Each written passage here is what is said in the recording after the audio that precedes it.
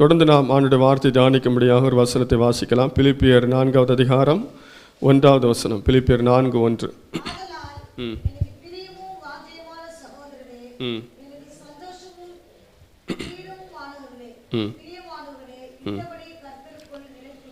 ஆமென். ஆதலால் எனக்கு பிரியமும் வாஞ்சையுமான சகோதரரே, எனக்கு சந்தோஷமும் கிரீடமுமானவர்களே, பிரியமானவர்களே, இந்தபடியே கர்த்தருக்குள் நிலைத்திருங்கள். அல்லேலூயா. ஆமென். அருமையான பவுல் அப்போஸ்தலன் ரொம்ப அழகாக இந்த ஜனங்களை அவர் வர்ணித்து எழுதியிருக்கிறதை நாம் பார்க்கிறோம். எனக்கு பிரியமும் வாஞ்சையுமான சகோதரரே, எனக்கு சந்தோஷமும் கிரீடமுமானவர்களே, பிரியமானவர்களே, இந்தபடியே கர்த்தருக்குள் நிலைத்திருங்கள். கர்த்தருக்குள்ளே நீங்கள் நிலைச்சிருக்கணும் அப்படிங்கிறதுக்காக அவர் எவ்வளவு அவங்கள உற்சாகப்படுத்தி அங்கே எழுதுகிறதை நாம் பார்க்கிறோம்.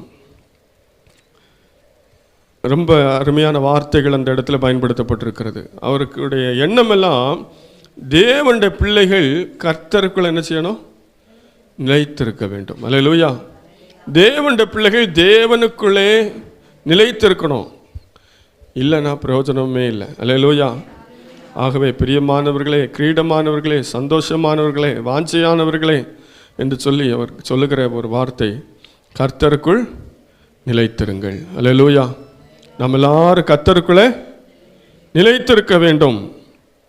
அநேகர் ஆண்டவருக்குள்ளே நிலைத்து நிற்கிறதில்லை. கொஞ்ச நாள் ஆண்டவருக்குள்ளே நிலைத்திருப்பாங்க, ஆனால் கொஞ்ச நாள் ஆண்டவரை விட்டு தூரம் போயிடுவாங்க. ஆனால் எப்போதும் என்ன வந்தாலும், நான் பாடினது போல், என்ன வந்தாலும் நம்புவேன், யார் கைவிட்டாலும் நான் இயேசுவை என்ன செய்வேன்? பின் செல்வேன். அல்லேலூயா. என்ன வந்தாலும் ஆண்டவருக்குள்ளே நாம் நிலைத்திருக்க வேண்டும். அதுதான் தேவன் நம்மிடத்தில் எதிர்பார்க்கிற ஒரு காரியம். அதற்காக அவர் எவ்வளவு அருமையாக அந்த வசனத்தை எழுதியிருக்கிறார். ஆகவே நாம் ஆண்டவர்களை நினைச்சு நிற்கிறோமா, அல்லது சின்ன சின்ன காரியங்களுக்காக ஆண்டவர் விட்டு நாம் விலகி போகிறோமா என்பதை நாம் நம்முடைய வாழ்க்கையில் சிந்திக்க வேண்டியது அவசியமாக இருக்கிறது. 1 யோவான் 2ஆம் அதிகாரம் 24ஆம் வசனத்தில் நாம் இப்படியாக வாசிக்கிறோம். 1 யோவான் 2:24 வாசிக்கலாம்.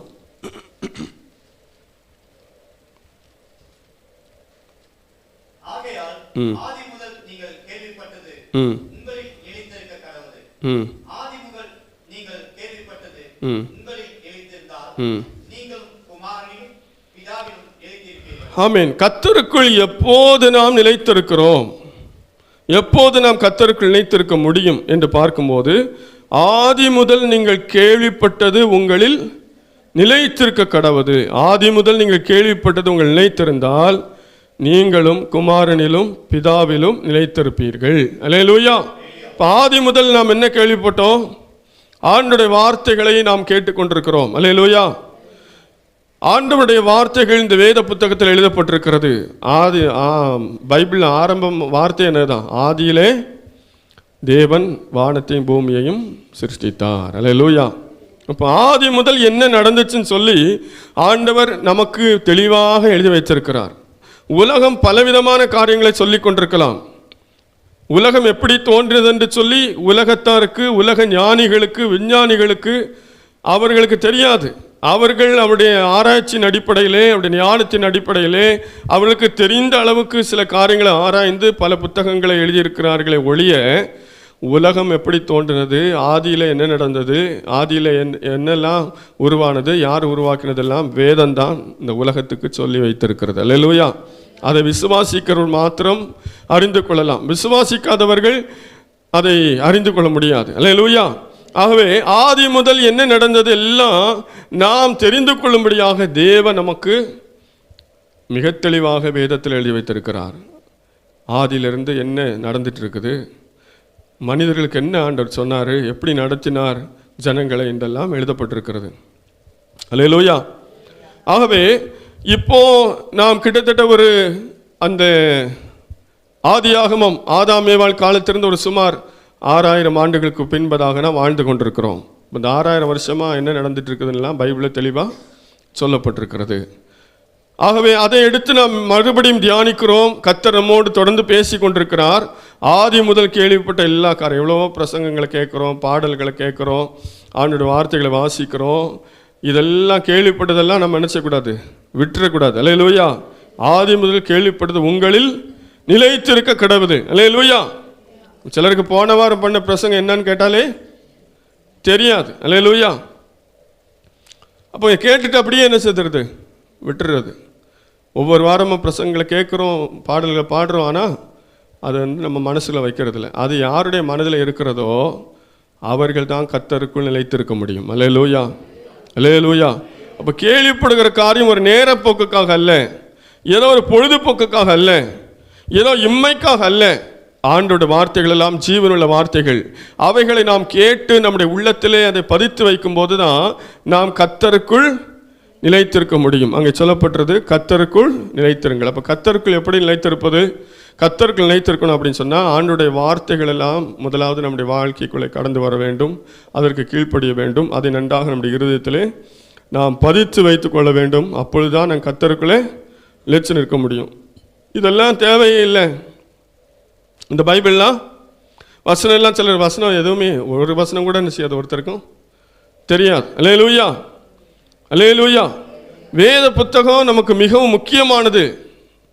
ஆண்டவராக இயேசு கிறிஸ்து ஆதியிலே வார்த்தை இருந்தது, அந்த வார்த்தை தேவனிடத்தில் இருந்தது, அந்த வார்த்தை தேவனாக இருந்தது. அல்லேலூயா.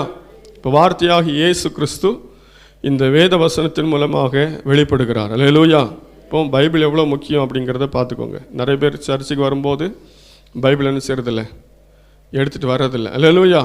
ஏன் அப்படின்னா எனக்கு வாசிக்க தெரியல அப்படின்றவாங்க. அல்லேலூயா. வாசிக்க தெரியுதோ இல்லையோ பைபிள் கொண்டு வரணும். செல்ஃபோன் மட்டும் ஆப்ரேட் பண்ண தெரியாமலே கொண்டு வர தெரியுது. அல்லேலூயா. செல்ஃபோனை ஆஃப் பண்ணவும் தெரியல, சைலண்டில் போடவும் தெரியல சர்ச்சில், ஆனால் செல்ஃபோன் வச்சுருக்காங்க. அல்லேலூயா. சிலருக்கு செல்ஃபோன் டயல் பண்ண கூட தெரியாது, ஆனால் செல்ஃபோன் வச்சுருப்பாங்க. ஏன்னா யாராவது கால் பண்ணுவாங்க.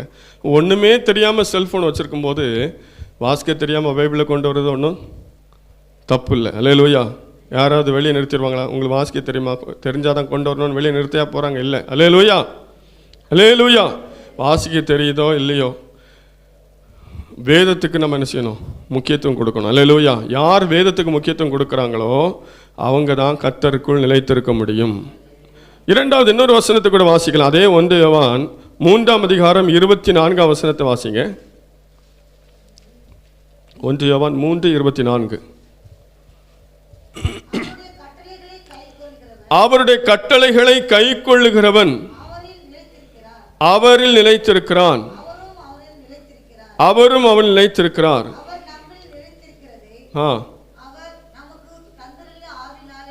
ஆவியினாலே அறிந்திருக்கிறோம். அல்லேலூயா. அப்போ அவர் கேட்ட அந்த வார்த்தைகளை நாம் வைத்துக் கொள்வது என்று சொல்வது என்னது? அவருடைய கட்டளைகளை கை கொள்வது. அல்லேலூயா. அவருடைய வார்த்தைகளை யார் கை கொள்கிறார்களோ அவர்கள் தான் கர்த்தருக்குள்ளே நிலைத்திருக்க முடியும். சும்மா நான் நிலைத்திருக்கிறேன் அப்படின்னு சொல்றதுனால் நிலைத்திருக்க முடியாது. அவருடைய வார்த்தைகளுக்கு யார் கீழ்ப்படுகிறார்களோ, ஆண்டவருடைய வார்த்தைகளுக்கு யார் செவி கொடுக்கிறார்களோ, அவருடைய கட்டளைகளின்படி யார் நடக்கிறார்களோ அவர்கள் மட்டும்தான் கர்த்தருக்குள்ள நிலைத்திருக்க முடியும். அவருடைய வார்த்தைக்கு செவி கொடுக்காம அவருக்குள்ள யாரும் என்ன செய்ய முடியாது, நிலைத்திருக்க முடியாது. அல்லேலூயா. இப்போ அவருடைய வார்த்தைக்கு நாம் செவி கொடுக்குறோமா? அவருடைய கட்டளைகள் வேதத்தில் எழுதப்பட்டிருக்கிறது. இதை செய்யணும், இதை செய்யக்கூடாது அப்படின்னு சொல்லி 2ஆக பிரித்து பைபிளில் நமக்கு சொல்லியிருக்கு. சங்கீதம் வாசிங்கன்னு சொன்னால் நீதிமான் துன்மார்க்கன், நீதிமான் துன்மார்க்கன் இப்படியே வாசிட்டே இருக்க முடியும். நீதிமொழிகளை கூட அப்படி வாசிக்க முடியும். அல்லேலூயா. பாவிகள் பரிசுத்தவான்கள் இப்படி வேதம் 2ஆக பிரித்து வச்சிருக்குது. ஒன்று எதை செய்யணும், எதை செய்யக்கூடாது. ஏதேன் தோட்டத்தில் இருந்த அந்த நடுவில் இருந்த விருட்சத்தின் அந்த பெயர் என்னது? நன்மை தீமை அறியத்தக்க விருட்சம். அல்லேலூயா. நன்மை அது, தீமை அது. அல்லேலூயா. ஆண்டவர் எப்போவுமே 2 காரியத்தை வச்சிருக்கிறார். சாபத்தையும் ஆசீர்வாதத்தையும் சாபத்தையும் உனக்கு முன்பாக வைத்திருக்கிறேன் என்று ஆண்டவர் சொன்னார். அல்லேலூயா. எது வேணுமோ நீ எடுத்துக்கலாம். அதே போல துன்மார்க்கருக்கு என்ன நடக்கும், நீதிமான்களுக்கு என்ன நடக்கும்னு எழுதி வச்சிருக்கிறார். அல்லேலூயா. பரிசுத்தவான்களுக்கு என்ன நடக்கும், பாவிகளுக்கு என்ன நடக்கும் எழுதி வச்சிருக்கிறார். ஆகவே 2 காரியம் நமக்கு முன்பாக இருக்கிறது. நாம் அதில் எதை செய்யணும்? ஆண்டவருக்கு பிரியமானதை செய்யணும். அல்லேலூயா. நம்ம கட்டளைகள் நாம் எதை செய்யணும், எதை செய்யக்கூடாது.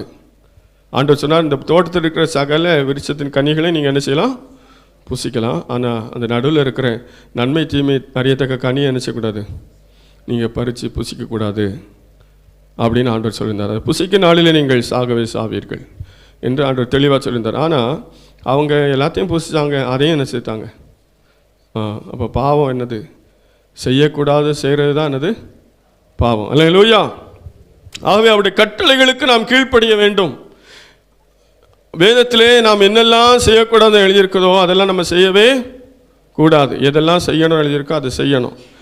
செய்ய வேண்டியதை செய்யாமல் இருப்பதும் என்னது தான்? பாவம் தான். அல்லேலூயா.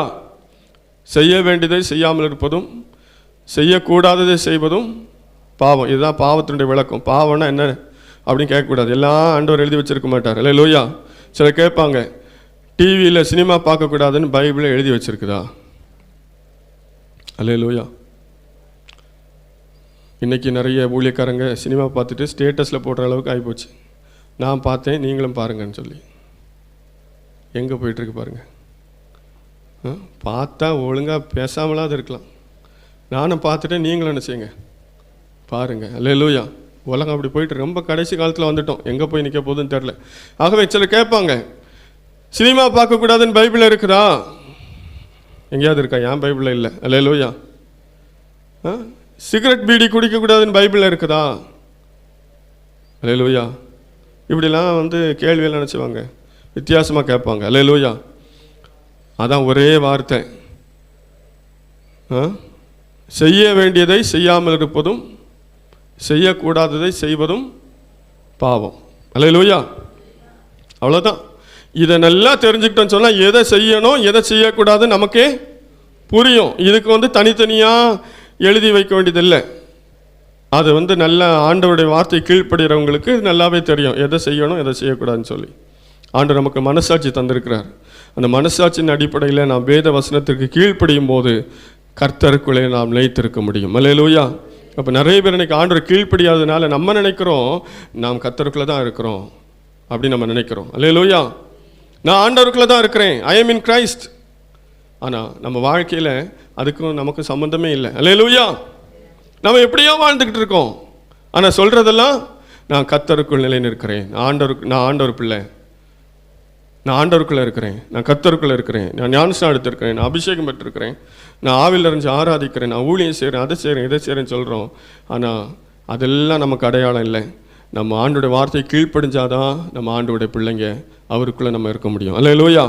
அதே யோவான் அந்த 1ஆம் நிருபத்தில் 4ஆம் அதிகாரத்தில் 16ஆம் வசனத்தில் சொல்கிறார், வாசிங்க. 1 யோவான் 4:16.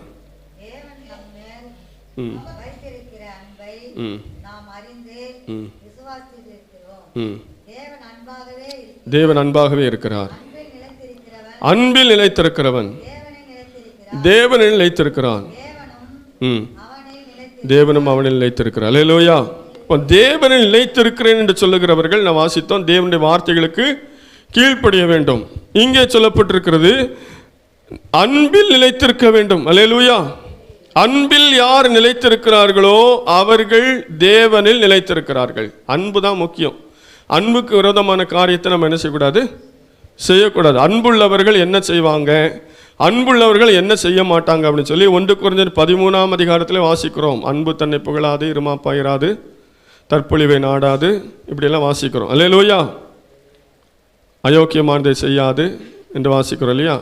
அந்த 1 கொரிந்தியர் 13ஆம் அதிகாரத்தை எடுங்க. சில வசனங்களை மட்டும் நம்ம வேகமாக உங்களுக்கு ஞாபகப்படுத்த அங்கே சொல்கிறேன். அன்பு எதெல்லாம் செய்யாது அப்படின்னு சொல்லி அங்கே சொல்லியிருக்கு. எதெல்லாம் செய்யும்? அன்பு நீடிய சாந்தமும் தயவும் உள்ளது, அன்புக்கு பொறாமை இல்லை, அன்பு தன்னை புகழாது, இருமாப்பாயிராது, அயோக்கியமானதை செய்யாது, தற்பொழிவை நாடாது, சினமடையாது, தீங்கு நினையாது, அநியாயத்தில் சந்தோஷப்படாமல் சத்தியத்தில் சந்தோஷப்படும், சகலத்தையும் தாங்கும், சகலத்தையும் விசுவாசிக்கும், சகலத்தையும் நம்பும், சகலத்தையும் சகிக்கும், அன்பு ஒரு காலம் ஒழியாது. அல்லேலூயா. இந்த அன்பு எதெல்லாம் செய்யும், அன்பு எதெல்லாம் செய்யாது. அப்போ அன்பு நமக்குள்ளே நிலைத்திருக்கணும். அன்பு நிலைத்திருந்தால் நம்ம இதில் இருக்கிற காரியங்களை செய்ய மாட்டோம், செய்ய வேண்டியதை நம்ம செய்வோம். அல்லேலூயா. அல்லேலூயா. அன்பு சகலத்தையும் தாங்கும். அல்லேலூயா. சில காரியங்களை நம்ம தாங்க வேண்டியது இருக்குது. அப்போ அன்பு இருந்தால் நம்ம என்ன செய்வோம்? தாங்குவோம். அன்பு இல்லைன்னா, அன்பு நமக்குள்ள இல்லைன்னா நம்ம தாங்க மாட்டோம். அதெல்லாம் சொல்ல, அன்பில் நிலைத்திருக்கிறவன் அவரில் நிலைத்திருக்கிறான். அல்லேலூயா. கிறிஸ்தவ வாழ்க்கையில் அடிப்படையானது என்ன தான்? அன்பு தான். இயேசு கிறிஸ்து அவரை அடித்தவங்களெல்லாம் மன்னிச்சதுக்கு காரணம் என்னது? அவர் நம்மேல் வைத்த அன்பு. அல்லேலூயா. அவர் ஏளனமாக பேசினவர்களெல்லாம் மன்னித்தது காரணம் என்ன? அவர் நம்மேல் வைத்த அன்பு. அல்லேலூயா, அல்லேலூயா. இந்த உலக ஜனங்கள் இவ்வளோ பாவம் செய்தோம், அந்த தேவகுமாரனா இயேசு கிறிஸ்து இந்த உலகத்துக்கு அனுப்பப்பட்டதுக்கு காரணம் பிதாவாகிய தேவன் நம்மேல் வைத்த அன்பு. அல்லேலூயா. அவர் இவ்வளவாய் அன்பு கூர்ந்தார் என்று யோவானில் நம்ம வாசிக்கிறோம். யோவான் 3:16 வாசிக்கிறோம். அல்லேலூயா. இவ்வளவாய் அன்பு கூர்ந்து ஒரே பேரான குமாரன் நமக்காக தந்தருளினார். இப்போ அன்பு தான் நிறைய காரியத்தை நம்ம வாழ்க்கையில் செய்ய வைக்கும். அல்லேலூயா. அன்பு இல்லைன்னா நாமும் உலகத்தாரை போல சாதாரண ஒரு மனிதர்களை போல காணப்படும். நமக்குள்ளே அடிப்படையாக இருக்க வேண்டியது அன்பு. அன்பிலே நிலைத்திருந்தால் நாம் கர்த்தருக்குள்ளே நிலைத்திருக்கிறோம். அன்பு இல்லைன்னா இயேசுக்கு நமக்கும் சம்பந்தமே இல்லை. அல்லேலூயா. அன்பு இல்லாமல் கர்த்தருக்கும் அவனுக்கும் என்ன சம்மதம் இருக்குது? ஏன்னா அங்கே வாசித்தோம், நம்ம வாசித்தோம், கர்த்தர் அன்பாகவே இருக்கிறார். அல்லேலூயா. தேவன் அன்பாகவே இருக்கிறார் என்று நான் வாசித்தோம். ஆகவே அன்பு இல்லையானால் நம்முடைய வாழ்க்கையில் ஒரு பிரயோஜனம் இல்லை. ஏனென்றால் தேவன் அன்பாகவே இருக்கிறார். அவர் அன்பாக இருக்கிறனால தான் இவ்வளோ நாள் நம்ம நிலை நின்று கொண்டிருக்கிறோம். இந்த பூமி நிலை நின்று கொண்டிருக்கிறது. அவர் நம்மை மிகவும் அதிகமாக நேசிக்கிறார். நாமும் என்ன செய்ய வேண்டும்? ஆண்டவரை நேசிக்க வேண்டும், நம்மை போல பிறரை நேசிக்க வேண்டும் என்று வேதத்தில் வாசிக்கிறோம். அன்பு நமக்குள்ள இருந்தால் அதை அடிப்படையாக வச்சு நம்ம எல்லாத்தையும் செய்யலாம். அன்பு இருக்கிறவங்க இதை செய்வாங்களா? அன்பு இருந்தால் நம்ம இதை செய்வோமா? அப்படின்னு நம்ம ஒவ்வொரு காரியத்தையும் செய்து பார்க்கும்போது நாம் அவரில் நிலைத்திருக்கிறோம். அன்பில்லை என்றால் நாம் அவரில் நிலைத்திருக்க முடியாது. அல்லேலூயா. ஆகவே நம்முடைய வாழ்க்கையிலே ஆண்டவருக்குள்ளே நாம் எந்த சூழ்நிலையிலும் நிலைத்திருக்க வேண்டும். ஆண்டவருக்குள் நிலைத்திருப்பதற்கு மிக முக்கிய 2 காரணம். ஒன்று, ஆண்டவருடைய வார்த்தையை கீழ்ப்படிய வேண்டும். 2வது, தேவ அன்பு நமக்குள்ளே நிலைத்திருக்க வேண்டும். அல்லேலூயா. எந்த சூழ்நிலையிலும் உபத்திரவத்தின் மத்தியிலும் நாம் ஆண்டவருக்குள் நிலைத்திருக்கிறோமா என்பதை நாம் தியானிக்க வேண்டும். மத்தேயு எழுதின சுவிசேஷம் 13ஆம் அதிகாரம் 20வது வசனத்தை 21ஆம் வசனத்தை வாசிக்கலாம். மத்தேயு 13, 20, 21. கற்பாறை இடங்களில் விதைக்கப்பட்டவன் வசனத்தை கேட்டு உடனே அதை சந்தோஷத்தோடு ஆகிலும் தனக்குள்ளே வேறு இல்லாதவனாய் கொஞ்ச காலம் மாத்திரம் நிலைத்திருப்பான். உபத்திரவம் துன்பம் உண்டான உடனே இடல் அடைவான். போதும். அல்லேலூயா. ஆண்டவராகிய இயேசு கிறிஸ்து விதைக்கிறவனை பற்றிய ஒரு ஓமையை ஜனங்களுக்கு சொல்லிக் கொண்டிருந்தார். அதில் 4 விதமான நிலங்கள் இருந்தது. வழி அருகே உள்ள ஒரு நிலம், முள்ளுள்ள இடம், கற்பாறையான இடம், நல்ல நிலம். அல்லேலூயா. இதில் எங்கே நான் வாசித்தது கற்பாறையான நிலம். அப்போ ஒரு வார்த்தை, ஒரு விதை கற்பாறையான நிலத்திலே விழுந்த உடனே அது என்ன செய்யும்? முளைக்கும். அல்லேலூயா. அங்கே நான் வாசிக்கும் போது கற்பாறைகள் விதைக்கப்பட்டு வசனத்தை கேட்டு உடனே அதை சந்தோஷத்தோடு ஏற்றுக்கொள்கிறான். ரொம்ப சந்தோஷமாக என்ன செய்கிறான்? உடனே முளைக்குது. காரணம், அதில் மேலே மண்ணு கூட என்ன செய்யலை, இல்லை. ஒரு விதையை எப்படி விதைப்பாங்க? அந்த மண்ணுக்குள்ளே விதைப்பாங்க. அது அப்படியே அந்த மண்ணை என்ன செய்யும்? வெடிக்க வச்சுட்டு வெளியே வரும். அல்லேலூயா. வெடிச்சு சிதறி வெளியே முளைக்கிறத நீங்கள் பார்த்தா உங்களுக்கு தெரியும். ஆனால் இந்த கற்பாறையில் இருக்கிறது அது கூட தேவையில்லை. அது டைரெக்டாக என்ன செய்யும்? டப்புன்னு முளைச்சிரும். அல்லேலூயா. ஆனால் அங்கே வாசல் போல உடனே அதை சந்தோஷத்தோடு ஏற்றுக்கொள்கிறவன் அவன் தான் கற்பாறை இடங்களில் விதைக்கப்பட்டவன். ஆகிலும் தனக்குள்ளே வேறில்லாதவனாய் கொஞ்ச காலம் மாத்திரம் நிலைத்திருப்பான். வசனத்து நிமித்தம் உபத்திரமும் துன்பம் உண்டான உடனே இடலிடுவான். கற்பாறையில் இருக்கிறது உடனே முளைச்சிரும். ஆனால் கீழே என்ன இல்லை? வேறு விட முடியாது. ஏன்னா கீழே மண் இல்லை, வேறு இல்லை. ஆனால் முதலே முளைச்சிரும். ரொம்ப சந்தோஷமாக இருக்கும். என்னடா மண்ணுக்குள்ளே போட்டது கூட நம்ம முளைக்கல, இந்த பாறையில் விழுந்தது முளைச்சிட்டேன் அப்படிங்கிற மாதிரி நமக்கு யோசிக்க தோணுமா? ஆனால் கொஞ்ச காலம்தான். அதுக்கு பிறகு உபத்திரம், வெயில் ஏறும்போது இந்த பாறை என்ன செய்யும்? சூடாகும். அல்லேலூயா. சூடாகும்போது அந்த விதையும் என்ன செய்யும்? விதைக்கப்பட்ட விதையும் சூடாகும். சூடானோன்னா அது காஞ்சி கரைஞ்சி போயிடும். அல்லேலூயா. அதே போல் தான் சிலர் ஆண்டோட வார்த்தையை கேட்டுட்டு ரொம்ப சந்தோஷமாக நினைச்சுவாங்க. அவங்கள பார்த்த உடனே தெரியும், சபையில் பார்த்த உடனே தெரிஞ்சிடும். அல்லேலூயா. எப்பா இன்றைக்கி நம்ம பிரசங்கத்தை இவங்க தான்ப்பா நல்லா கேட்டிருக்காங்க, ஐயோ அப்படி நானே உற்சாகப்படுற அளவுக்கு பயங்கரமான அந்த ஃபீட்பேக் பயங்கரமாக இருக்கும். அல்லேலூயா. ஆனால் அந்த சபை வாசலை தாண்டதோட எல்லாம் முடிஞ்சு போயிடும். அல்லேலூயா. எல்லாம் அந்த ஆராதனை நேரத்தோட சரியாக போச்சு. அப்புறம் பழைய கதை தான், பழைய குருடி கதவை தரடின்னு சொன்ன கதை தான். அல்லேலூயா. பழைய கதை தான். அடுத்தது ஞாயிற்றுக்கிழமை வந்தால் தான் அந்த எழுப்புதல். அதே போல் இருக்கக்கூடாது. ஒரு நல்ல நிலத்தில் விதைக்கப்பட்ட விதையை போல் அது ஆழமாக வேரூண்டி நிற்கும். அது எந்த வெயிலையும் தாங்கிக் கொள்ளும். அல்லேலூயா. அது வளர்ந்து கனி கொடுக்கும். இது உபத்திரம். அந்த வெயில் என்னதுன்னு, வெயில் எதை குறிக்கிறது? உபத்திரத்தை குறிக்கிறது. உபத்திரமும் துன்பமும் உண்டான உடனே இடல் அடைவாங்க. இன்றைக்கி நிறைய பேர் அப்படி தான் ஆண்டவரை ஏற்றுக்கிறாங்க. ஆனால் துன்பம் பிரச்சனை வந்த உடனே இந்த ஆண்டவர் எனக்கு வேண்டாம், இந்த சபை எனக்கு வேண்டாம், இந்த ஆராதனை எனக்கு வேண்டாம், எனக்கு பரலோகம் கூட வேண்டாம் அப்படிங்கிற நிலைமைக்கு வந்துடுவாங்க. அல்லேலூயா. சபைக்கு வர்றதே எதுக்கு தான்? பரலோகத்துக்கு போகிறதுக்கு தான். அல்லேலூயா.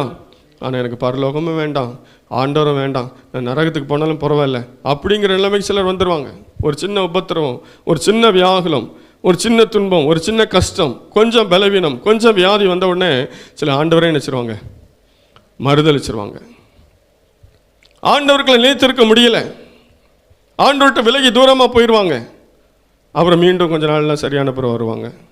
அப்போது அப்படி இல்லை, போயிட்டு வர்றதில்லை. நோவாவின் பேழையில் இருந்த காகம் நினைச்சது போக்கும் வரத்துமாக இருந்தது. அல்லேலூயா. அதுக்கு அங்கே இருக்கவும் மனசில்லை, பேழைக்குள்ள இருக்கிறதுக்கும் மனசில்லை. அல்லேலூயா. வெளியே போனால் நல்லா பிரியாணி. அல்லேலூயா. உள்ளே வந்தால் ஃபாஸ்டிங். வெளியே போனால் காகத்துக்கு என்ன பிடிக்கும்? செத்துப்போன எலி, தவளை இதெல்லாம் அது சாப்பிடும். அல்லேலூயா. இப்போ நிறைய இந்த தண்ணீர் ஜலப்பிரவாகத்து நிமித்தமாக எல்லா உயிரினங்களும் அழிந்து செத்தது இல்லவா? ஆகவே தண்ணீர் மேற்பரப்பில் நிறைய என்ன இருக்கும்? மனுஷனுடைய பிரேதம், மிருகங்களுடைய பிரேதங்கள்லாம் இருந்திருக்கும். இது பார்த்துச்சு, என்னடா சுவையான உணவு இங்கே இருக்குது அப்படின்னு சொல்லி கொஞ்சம் சாப்பிட்டுட்டு மெதுவாக பேழைக்குள்ள வந்து உட்காந்துக்கிடும். அல்லேலூயா. இங்கே உட்காரும்போது யோசனையாக இருக்கும், அங்கே சூப்பராக சாப்பாடு இருக்குது வெளியில். இங்கே இந்த தாத்தான்னு செய்கிறார், டெய்லியும் அந்த கேழ்வரகு, அதாவது அந்த அதுகளுக்கு சாப்பிட்ற மாதிரி தானியங்களை தான் கொடுத்துருப்பாரு நோவா. அல்லேலூயா. அங்கே சுவையான உணவு இருக்குதுன்னு சொல்லி அங்கே போய் பறந்து உட்காந்துட்டு வரோம். அதுக்கு அங்கே உட்காரவும் மனசில்லை, இங்கே உட்காரவும் மனசில்லை. அல்லேலூயா. அப்போது நாம் என்ன செய்ய வேண்டும்? புறாக்களை போல நிலைத்திருக்க வேண்டும். அல்லேலூயா. புறா கால் வைக்க இடமில்லாமல் என்ன செய்தது? பேழைக்குள்ளே வந்தது. அல்லேலூயா.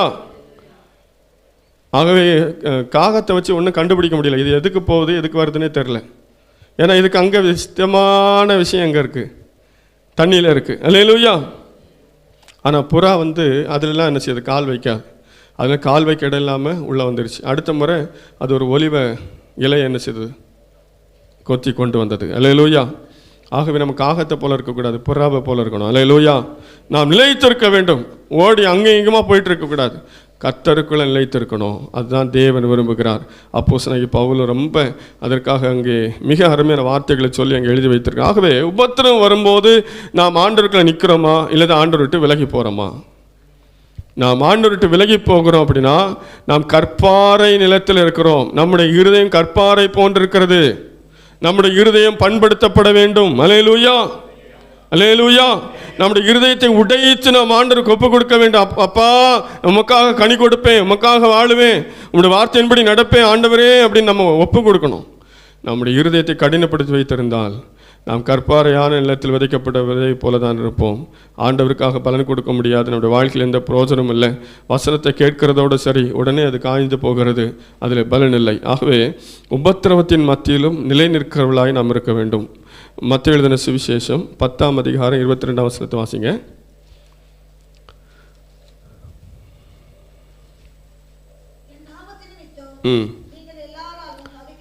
என் நாமத்தின் நிமித்தம் நீங்கள் எல்லாராலும் பகைக்கப்படுவீர்கள். முடிவு பரியந்த நிலை நிற்பவனே ரட்சிக்கப்படுவான். அல்லேலூயா. அங்கே என்ன நடக்கும்? கடைசி காலம் எப்படி இருக்கும்னு சொல்லி பார்த்துக்கோங்க. சகோதரன் தன் சகோதரனையும் தகப்பன் தன் பிள்ளையையும் மரணத்துக்கு ஒப்பு கொடுப்பார்கள். பெற்றாருக்கு விரோதமாக பிள்ளைகள் எழும்பி அவர்களை கொலை செய்வார்கள். என் நாமத்தின் நிமித்தம் நீங்கள் எல்லாராலும் பகைக்கப்படுவீர்கள். முடிவு பரியந்த நிலை நிற்பவனே ரட்சிக்கப்படுவான். அல்லேலூயா. இந்த கொரோனா காலத்திலே நீங்கள் பார்த்தீங்க அப்படின்னா, கொரோனா காலத்திலேயே குடும்பத்துக்குள்ளே நினச்சிடுறாங்க. கணவனுக்கோட கொரோனா பாதிக்கப்பட்டுன்னா மனைவி என்ன செய்ய மாட்டேங்கிறாங்க, போய் பார்க்கக்கூட மாட்டேங்கிறாங்க. அல்லேலூயா. ஏன்னா கொரோனா வந்து நானும் செத்து போயிடக்கூடாது. அப்பா அம்மாவுக்கு கொரோனா வந்துச்சுன்னா பிள்ளைங்க என்ன செய்யறதில்ல, பயப்படுறாங்க, தொடர்றது இல்லை, பார்க்கறது இல்லை. அவ்வளோதான், சரியாகி வந்தால் தான். அப்படி இந்த கொரோனா காலத்தில் ஒரு பாடம் எல்லாரும் படிச்சுக்கிட்டோம் இல்லையா? எல்லாரும் நிறைய பேர் நல்ல நல்ல அன்புள்ள உள்ளங்கள் என்ன செய்தது, மறுதளித்தது. சிலர் புருஷனை காமிச்சு கொடுத்த மனைவி இருக்காங்க, மனைவியை காமித்து கொடுத்த புருஷங்க இருக்கிறாங்க. அல்லேலூயா. இவங்களுக்கு கொரோனா வந்துருச்சுன்னு சொல்லி தெரியாமலே போட்டு கொடுத்தவங்க கூட இருக்கிறாங்க. அல்லேலூயா, அல்லேலூயா. ஆகவே இப்படிப்பட்ட இந்த சூழ்நிலை இப்போவுமே எப்படின்னா, இனி வர வர எப்படி இருக்கும்? அல்லேலூயா. சகோதரன் சகோதரனை என்ன செய்வான், காட்டி கொடுப்பான். அல்லேலூயா. அவங்க ஒருத்தருக்கு ஒருத்தர் கொலை செய்கிற ஒரு காலம் வருமா? அப்படிப்பட்ட காலத்திலையும் கர்த்தருக்குள்ள நிலைத்திருக்க வேண்டும். அல்லேலூயா. உபத்திரவத்தின் மத்தியிலும் ஆண்டவர்கள் நிலைத்திருக்க வேண்டும். அப்படி அதை தான் ஆண்டவர் எதிர்பார்க்கிறார். யோபு குறித்து நம்ம வாசிக்கும் போது யோபு ஆண்டவருக்குள்ள நிலை நின்றான். அல்லேலூயா. பிசாசுக்கு என்ன சவால் அப்படின்னா, அவன் வந்து என்ன செய்ய மாட்டான், நிலை நிற்க மாட்டான். அல்லேலூயா. யோபு 2வது அதிகாரம் 9ஆம் வசனத்தை வாசிங்க.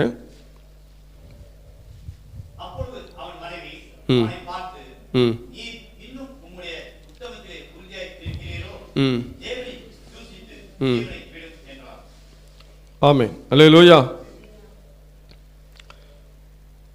இங்கே இவன் ஆண்டவருக்குள்ள இருக்கிறத மனைவி பார்க்கிறான். எவ்வளவு உபத்திரம் வந்தும் யோபு என்ன செய்யலை, ஆண்டவரை மறுதளிக்கலை. அவன் கர்த்தருக்கு ஸ்தோத்திரம் என்று சொன்னான். அல்லேலூயா, அல்லேலூயா. கர்த்தருக்கு ஸ்தோத்திரம் என்று சொன்னான். இப்போ வாழ்க்கையில் எவ்வளவு நன்மைகள் நமக்கு கிடைக்கும் போது நம்ம என்ன செய்வோம், ஆண்டவரை ஸ்தோத்தரிப்போம். ஆனால் இந்த உபத்திரவத்தின் மத்தியில் யோபு ஸ்தோத்திரம் என்று சொன்னான். நம்ம ஆண்டவருக்கு எப்படி துதி செலுத்துவோம்? ஆண்டவரே அதை தந்தீரே நன்றி, இதை தந்தீரே நன்றி, அப்படி தானே சொல்லுவோம். என்னை பாதுகாத்தீரே நன்றி, இப்படிலாம் நம்ம சொல்லி ஆண்டவரை துதிக்கிறோம். கரெக்டு தான். ஆனால் யோபு எந்த நிலைமையிலும் ஆண்டவரை துதிக்க அவன் ஆயத்தமாக இருந்தான். எல்லாம் போச்சு. அல்லேலூயா, அல்லேலூயா. அப்படியே ரிவர்ஸில் யோபு கர்த்தரை துதிக்கிறான். ஆண்டவரே இது போனதுக்காக ஸ்தோத்திரம், என் பிள்ளைகளெல்லாம் செத்து போனதுக்காக ஸ்தோத்திரம், என் எந்த சொத்து சுகம்லாம் செத்து போயிடுச்சு ஸ்தோத்திரம். அப்படி தானே அர்த்தம்.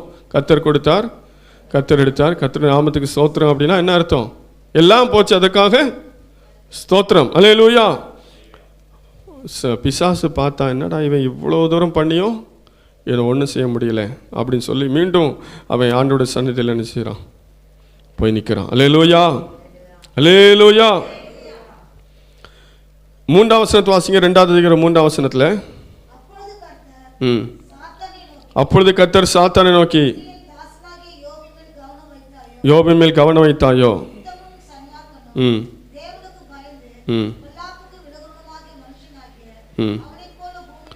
பூமியில் ஒருவனும் இல்லை, அவனை நிர்மூலமாக்கும்படி நீ என்னை ஏவின போதிலும் அவன் இன்னும் தன் உத்தமத்திலே உறுதியாய் நிற்கிறான் என்றார். அல்லேலூயா. யோபு இன்னும் தன் உத்தமத்தில் உறுதியாய் நிற்கிறான். அவனுடைய மேலே அடுத்தது இன்னும் ஒன்று செய்து, அவனுக்கு மேலெல்லாம் வந்து பருக்கள், பயங்கரமான வியாதி, அவனால் வஸ்திரத்தை கூட உடுக்க முடியாத அளவுக்கு வியாதி. அல்லேலூயா. அங்கே நான் வாசிக்கும்போது யோபின் உள்ளங்கால் தொடங்கி அவன் உச்சந்தலை மட்டும் கொடிய பருக்களால் அவனை பிசாசு என்ன செய்தான், வாதித்தான். அவன் ஒரு ஓட்டை எடுத்துக்கொண்டு தன்னை சுரண்டி கொண்டு சாம்பலில் உட்கார்ந்தான். அந்த நேரம் தான் மனைவி சொல்கிறா, இன்னுமா உங்களுடைய உத்தமத்தில் நிலைத்து நிற்கிறீர், தேவனை என்ன செய்யும், தூஷித்து ஜீவனை விட சாவறதே சாவற. இவ்வளோ நாளும் நீ நம்பியிருந்த ஆண்டவர் உன்னை கைவிட்டுட்டாரு, அதனால என்னச்சு, அவரை தூஷித்து ஜீவனை விடு. அல்லேலூயா. அப்போ தான் அந்த யோபு சொல்கிறான், நான் என்ன செய்ய மாட்டேன், அவரை தூஷிக்க மாட்டேன். அதற்கு அவர், நீ பைத்தியக்காரி, பேசுகிறது போல பேசுகிறாய், தேவன் கையில் நன்மையை பெற்று நாம் தீமையும் பெற வேண்டாமோ என்றான். இவைகள் எல்லாவற்றிலும் யோபு தன் உதடுகளினால் பாவம் செய்யவில்லை. அல்லேலூயா. இன்னும் உத்தமத்தில் உறுதியாக நிற்கிறீரோ? அப்படிப்பட்ட ஒரு நிலைத்திருக்கிற அனுபவத்தை தேவன் நம்மிடத்தில் எதிர்பார்க்கிறார். கர்த்தருக்குள் நிலைத்திருங்கள். இன்று நாம் எப்படி நிலைத்திருக்கிறோம்? நம்ம வாழ்க்கையில் வருகிற போராட்டத்தின் மத்தியில் நிலைத்திருக்கிறோமா? வியாதியின் மத்தியிலே, துன்பத்தின் மத்தியிலே நாம் நிலைத்திருக்கிறோமா? அல்லது ஆண்டவர் விட்டு விட்டு மறுதலித்து விட்டு ஓடி போகிறோமா? பின்வாங்கி போகிறோமா? அல்லது ஆண்டவரை தூஷிக்கிறோமா? அல்லது ஆண்டவரை முறுமுறுக்கிறோமா? தேவன் நம்மிடத்தில் எதிர்பார்க்கிற காரியம் நாம் அவருக்கு நிலைத்திருக்க வேண்டும். அந்த அப்போஸ்தலனாகிய பவுல் நிருபத்தை எழுதும்போது அவர் சிறைச்சாலையில் இருக்கிறார். அல்லேலூயா! அப்படிப்பட்ட கட்டப்பட்ட நிலைமையிலும் அவன் ஆண்டவருடைய சித்தத்தை செய்து கொண்டிருக்கிறார். ஜனங்களை நீங்கள் கர்த்தருக்குள் நிலைத்திருங்கள் என்று சொல்லுகிறார். அல்லேலூயா! இப்போ வாழ்க்கையில் என்ன வந்தாலும் நம்ம ஆண்டவரை விட்டு என்ன செய்யக்கூடாது? விலகக்கூடாது. கர்த்தருக்குள் நிலைத்திருக்க வேண்டும். இந்த உலகம் எல்லாம் மாயை. இந்த உலகம் எல்லாமே ஒரு நாள் அழிய போகுது. நம்ம எவ்வளோதான் உலகத்தை பிடிச்சு வச்சிருந்தாலும் உலகம் என்ன செய்ய போகிறதில்ல? நிற்க போகிறதில்லை. அல்லேலூயா! இந்த உலகம் அழிவை நோக்கி கடந்து போகிறது. ஆகவே உலகத்தில் ஒரு காரியம் நடக்கலைங்கிறதுக்காக ஆண்டவரை விட்டுட்டா நம்மளை போல முட்டாளி யாருமே கிடையாது. அல்லேலூயா! உலகத்தில் சில காரியங்கள் நடக்கலாம், நடக்காமல் போகலாம். சில காரியம் கிடைக்கலாம், கிடைக்காமல் போகலாம். நாம் விரும்பின சில காரியங்களை நாம் பெற்றுக்கொள்ளலாம், பெற்றுக்கொள்ளாமல் போகலாம். ஆனால் ஆண்டவர் விட்டு ஒருபோது நாம் விலகக்கூடாது. கர்த்தருக்குள் நாம் நிலைத்திருக்க வேண்டும். அங்கே யோபு ஆண்டவருக்குள் நிலைத்திருந்த எல்லா சூழ்நிலையிலும். அல்லேலூயா! அவன் சொன்னான், அவர் என்னை கொண்டு போட்டாலும் அவர் மேல் நம்பிக்கையாக இருப்பேன். அப்படின்னா அவனுக்கு ஒரு நம்பிக்கை இருந்துச்சு. இந்த வாழ்க்கை ஒரு வாழ்க்கை இல்லை, இனி ஒரு வாழ்க்கை இருக்கிறவன் சொன்னான், நான் என் மீட்பர் உயிரோடு இருக்கிறார், அவரை நான் என் சொந்த கண்ணால் பார்ப்பேன். அல்லேலூயா! அந்நிய கண்களால் அல்ல, என் கண்களாலே அவரை நான் பார்ப்பேன். மாம்சமெல்லாம் அழுகி போன பின்பு நான் அவரை பார்ப்பேன். அல்லேலூயா! அந்த உயிர் தெழுதலை குறித்து அன்றைக்கே அவனுக்கு ஒரு அறிவு இருந்துச்சு, ஞானம் இருந்துச்சு. அவனுக்கு அதை குறித்து ஒரு தெளிவு இருந்தது. ஆகவே இந்த உலக வாழ்க்கையெல்லாம் பெரிய வாழ்க்கை இல்லைன்னு சொல்லி அவன் தெரிஞ்சுக்கிட்டான். அல்லேலூயா! ஆகவே இதுக்காகலாம் நான் ஆண்டவரை மறுதலிக்க மாட்டேன். நான் உயிரே போனாலும் சரி, நான் என்ன செய்ய மாட்டேன்? ஆண்டவர் விட்டு விலக மாட்டேன். அல்லேலூயா! என்ன வந்தாலும் அவர் மேலே நான் நம்பிக்கையாக இருப்பேன். நாம் ஒரு பாடலை அருமையாக பாடும், என்ன வந்தாலும் நம்புவேன். பாடுறதுக்கு அருமையாக தான் இருக்கும், கேட்குறதுக்கு அருமையாக தான் இருக்கும். ஆனால் அது வாழ்க்கையில் நடைமுறைக்கு வரும்போது அது ரொம்ப கொஞ்சம் பிரயாசப்படணும், கஷ்டப்பட்டு தான் அதை நம்ம கடந்து போகணும். அல்லேலூயா! ஆகவே என்ன வந்தாலும் சரி, ஆண்டவர் விட்டு நாம் விலகி போகவே கூடாது. கர்த்தருக்குள்ளே நாம் நிலைத்திருக்க வேண்டும். அல்லேலூயா! யோபுடைய வாழ்க்கையில் அந்த எல்லா சூழ்நிலையிலும் அவன் கடைசி வரைக்கும் நின்றான். கர்த்தர் யோபை கைவிடலை. கர்த்தர் யோபை ரெட்டிப்பாக ஆசீர்வதிச்சார். இழந்து போன எல்லா கண்ண மகிமையும் அவனுக்கு கொடுத்தார். அல்லேலூயா! அல்லேலூயா! நம்மை நிச்சயமாக அவர் பாதுகாப்பார். இன்னொரு வசனத்தை வாசிக்கலாம். 1 யோவான் 2ஆம் அதிகாரம் 28வது வசனம். 1 யோவான் 2:28.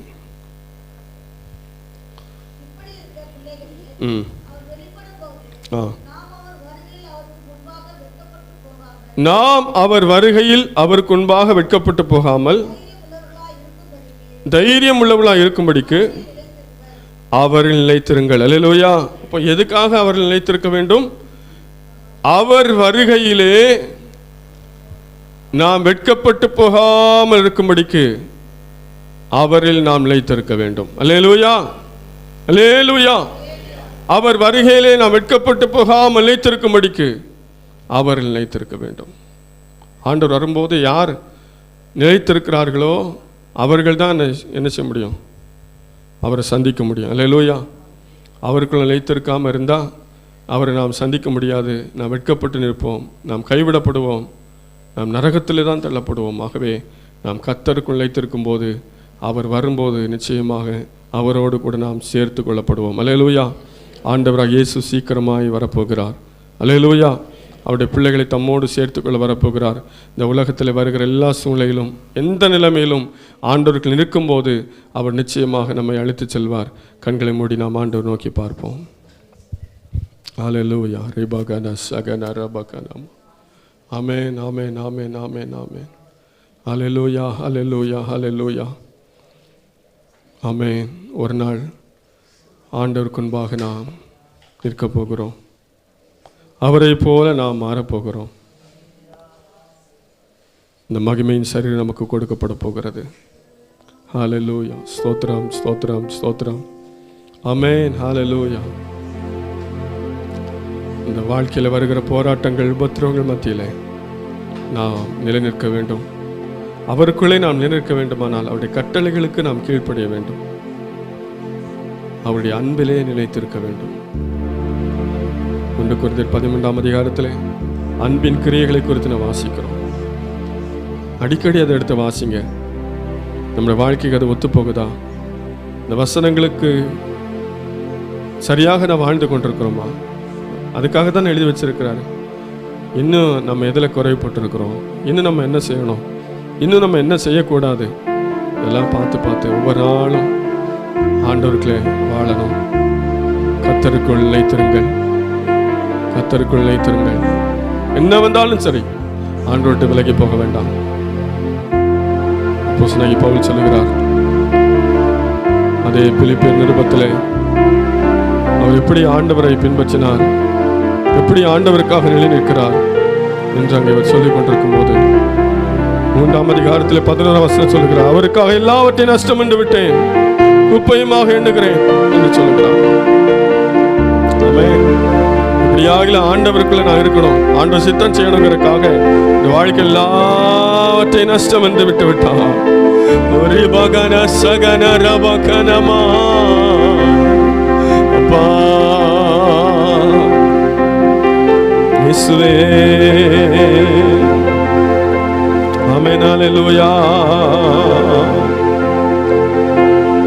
தனிமையிலும் வறுமையிலும் லாசரு போன்று நின்றவர்கள், யாசித்தாலும் போஷித்தாலும் விசுவாசத்தை காத்தவர்கள், அழகாய் நிற்கும் யார் இவர்கள், திரளாய் நிற்கும் யார் இவர்கள், சேனை தலைவராம் இயேசுவின் போர்த்தளத்தில் அழகாய் நிற்கும் யார் இவர்கள், சேனை தலைவராம் இயேசுவின் போர்த்தளத்தில்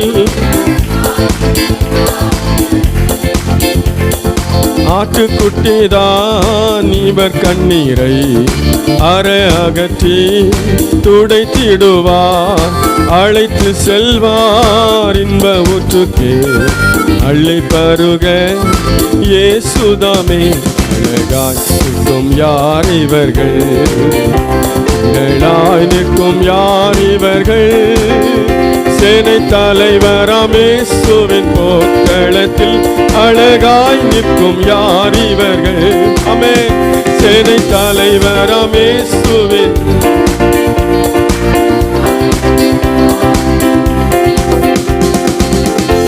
இவர்கள் பசியடையார், இனி இவர்கள் தாகமடையார், வெயிலாகிலும் அனலாகிலும் வேதனையை அழிப்பதில்லை, அழகாய் நிற்கும் யார் இவர்கள், ஆமென், அழகாய் நிற்கும் யார் இவர்கள், சேனை தலைவராம் இயேசுவின், ஆமென், இவர்கள் யார், ஆமென், அல்லேலூயா, சேனை, அல்லேலூயா, முடிவு பரியந்தம் கர்த்தருக்குள் நிலைத்திருந்தவர்களே, எல்லா ஜாதியார் எல்லா கோத்திரம் எல்லா மொழியும் பேசும் மக்களாம், சிலுவையின் கீழ் இயேசு இரத்தத்தால் சீர் போராட்டம் செய்து முடித்தோம், அழகாய் நிற்கும் யார் இவர்கள், அழகாய் நிற்கும் யார் இவர்கள், சேனை தலைவராம் இயேசுவின் போர்க்களத்தில் அழகாய் நிற்கும் யார் இவர்கள், ஆமென், சேனை தலைவராம் இயேசுவின்,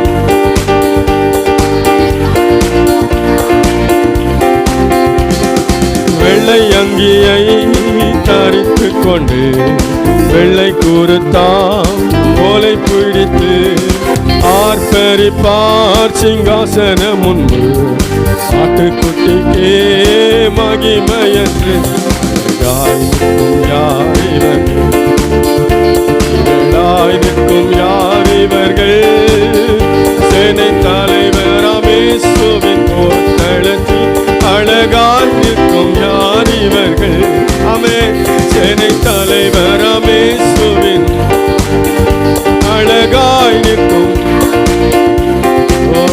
சேனை தலைவராம் இயேசுவின் ரிபகன ரபகன சகனமா, ஆமென், சேனை தலைவராம் இயேசுவின் போர்க்களத்தில் அழகாய் நிற்கும் யார் இவர்கள், அல்லேலூயா.